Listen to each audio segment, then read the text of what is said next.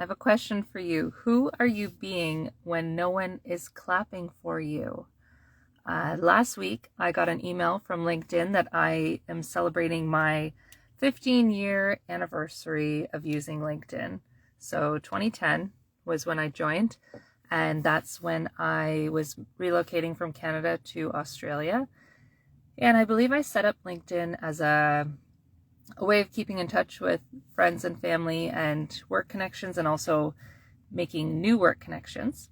But this also applies to my public speaking and pitching experience, because a lot of the time you are showing up either through social media, posting, or pitching, applying to pitch to things, or applying to be accepted to speak at things, and you don't always know if you're going to get accepted. And then if you do get accepted, you don't always know if when you do the speaking engagement or you do the thing, the workshop, you apply to pitch your business idea somewhere, or you go into a client meeting or a potential client meeting prospective lead. You don't always know if you're going to end that meeting with someone who wants to work with you, or if the audience is going to listen to what you're saying and they are going to understand what you're trying to say. So in order for you to keep showing up and to keep looking after yourself and to keep trying to be consistent, I have some rituals that I do that I'm going to share with you. I did record this last week, but it didn't go well and it didn't post the previous live. So I'm coming back again to share it again, and I'll try to share some of the similar things I said, but for those who are on the live, but really I want to focus on like a top-down approach. So I spoke about mindset, what you put into your mind and what you consume before you're applying for things, or before you get on stage, or before you log on to do the speaking engagement. So looking at what's around you in your own environment and in your own head. A lot of people like journaling, or doing voice notes, or some people do meditation, but kind of like getting the stuff out of your head, or the junk out of your head, the nonsense that maybe isn't true, but you're ruminating on, or you're thinking, or you're believing, the stories that maybe are not true, but they're still there, and kind of looking at dismantling those or replacing those, rewriting those. And I've found, as much as you want to just think it away, or affirmations it away, or mantra it away, the best way for me to rewrite those stories has always been taking action. And that usually involves doing something outside of your comfort zone. I recently did a cohort with Grow Class, and we had this one workshop where they talked about, I think it was your comfort zone over here, your growth edge, and then there's like, I don't remember if it's called the chaos zone, but I realized from doing that workshop that, oh wow, I've lived a lot in the chaos and like outside of my comfort zone, because relocating to different places, going on stage, baby wearing, going into meetings with one of my kids or both of my kids, doing things virtually with the kids around, those would be really out of a lot of people's comfort zones, or in their chaos zones. And I feel like I've lived so much in the chaos zone, or like invited that in so much that it's almost like I live in that as a comfort zone now. And I have found that, it won't happen overnight for you, but the more you practice, the more you try, those things will become true for you. So looking at your mindset and what thoughts you have about yourself, about mixing babies and business, about doing flexible or remote work with kids, about public speaking with kids, or applying for the thing, or launching the thing, or sending that email, or showing up at that event. What do you believe will happen? And how can you prove to yourself that that is maybe not true by doing something about it? And there's a lot of traffic noise here. So that's the mindset. And then I want you to think about your body, the body that you're living in. How are you treating it well? Are you nurturing it? Are you nourishing it? Are you hydrating it? Are you practicing good sleep hygiene? Are you treating it like the vessel that it is? So I've spent the last 3 nights sleeping with my toddler. We had a a sleepover at the grandparents' farm for 2 of those nights, and then last night he wasn't sleeping very well, so I went in and slept in his room. So I'm not feeling amazing from doing that for the last 3 days, but I tried to compensate in other areas by like getting fresh air, getting sunshine, drinking a lot of water, limiting my caffeine, and I do the same thing when it comes to speaking engagements. So before a speaking engagement, I will probably only have one caffeinated drink, and I limit dairy because dairy can cause, it's like my throat's a bit scratchy right now, that can cause you to not have as clear of a throat. So I will have herbal tea like honey, lemon, ginger. You could have peppermint. I would try decaffeinated teas or just waters because you don't want to be getting to the speaking engagement or getting on the webinar or getting to the meeting and then going to speak and then being like, I need to pause, have a drink. That's totally fine if you do need to have a drink of water during it. I have paused during sessions to take a drink. You can let the audience know, you can let the people know that, excuse me a moment and do that.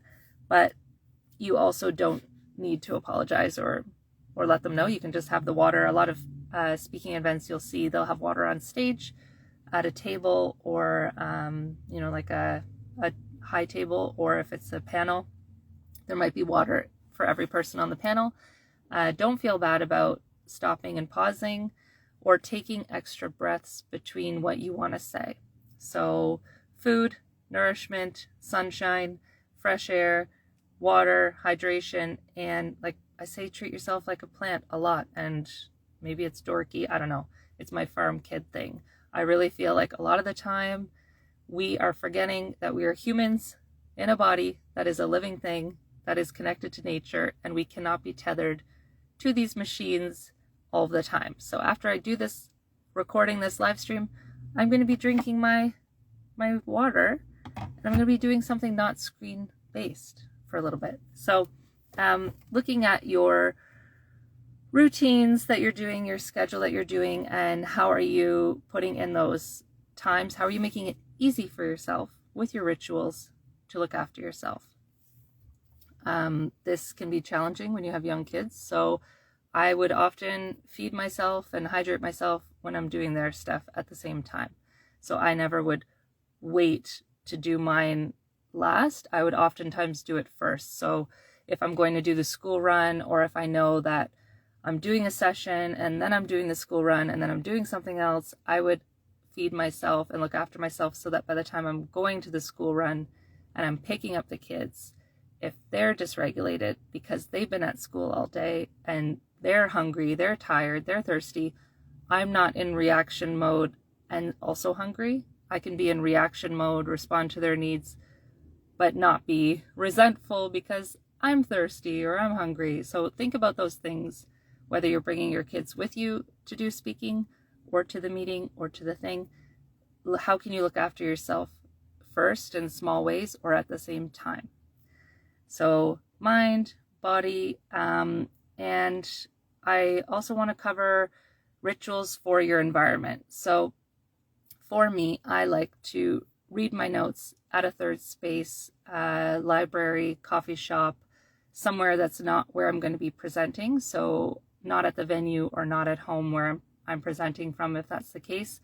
I just want to be in a neutral space, and I will print off the hard copy notes or dot points or whatever that I want to go over, but I try not to do that always right before the thing. I might do a brief review like once before I speak, but I like to have a clear mind going into the engagement or the speaking session, because I kind of want to like empty out my mind of all of the stuff that I think I need to remember and focus on the fact that like a lot of the time I'll have slides and there won't be a huge amount of text on the slides, but I can read from it if I need to jog my memory. But at the end of the day, my slides are full of pictures of my life and my lived experience, and I'm just telling stories and I'm sharing information. So I respond to people's questions when they come up, and I trust myself. This is kind of more a spiritual ritual, but I trust myself. I trust my intuition. I trust my ability to, I just view myself as like a channel during the session, that I am going to be channeling the information that the people that are listening need to hear. And whether that's a big audience of a couple hundred people, or even more if it's a replay, or if it's a small intimate audience of just a dozen people or half a dozen people, if it's a private workshop or an internal session, or even just podcast listeners, individuals tuning into the podcast. I want to trust myself and my ability to deliver the content that people need to hear in that moment, and for it to land the way that they need to hear it. And I can be saying the same thing for years, and it can take a while for someone to hear it in the way that it needs to be delivered for them or received. And that can be true of, if you've ever read a book once and then you go back and read it again, you will pick up different things from it depending on what you've learned and what you've done in your life up to that point. So think of your speaking engagement or your pitch or the message that you're going to deliver kind of the same. So I am not speaking from a script right now for this live stream. I sometimes have post-it notes if I don't want to forget certain things. But I'm just proving myself here why I should maybe have a post-it. But I just really want you to remember that no matter what you're speaking about, if you have applied to speak on a topic based on your background, based on your lived experience, or based on your work experience, that you can deliver what needs to be heard or what needs to be received. So building that trust can take time. And again, a lot of the time it comes from action, from practice, from repetition, from something maybe not going as well as you wanted it to, but just doing it anyways. Like I started with, who are you being when no one is clapping for you? And you need to be able to like what you're saying and believe what you're saying, regardless of who is receiving it, because there are going to be people who disagree and there are going to be people who agree. But if you are speaking your truth, or speaking, if it's research you've done, if you have data to back it up, or if it's just your lived experience and you're telling stories, you are speaking your truth.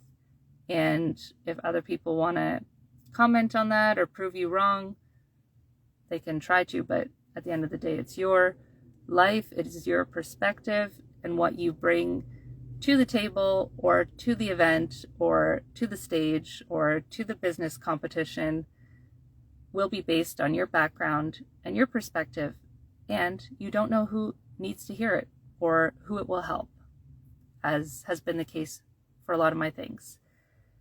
So that's it from me for this live stream, I think. But the rituals that I covered are, looking at what you're putting into your brain, or how you're processing the stories that are already there, either through journaling or rewriting those stories through taking action, looking at how you are looking after your body leading up to the speaking engagement, looking at the environment that you're in and how you are trying to regulate yourself before you go into the speaking engagement. So avoiding busy spaces or having to make lots of decisions before you go and deliver a message. I would say that I usually try to have like a slower morning or an easier start to the day when I'm about to do a speaking thing. But most of the time, the kids throw a spanner in the works, like what's happened this week, where the toddler has needed me to sleep with him for a couple of nights in a row.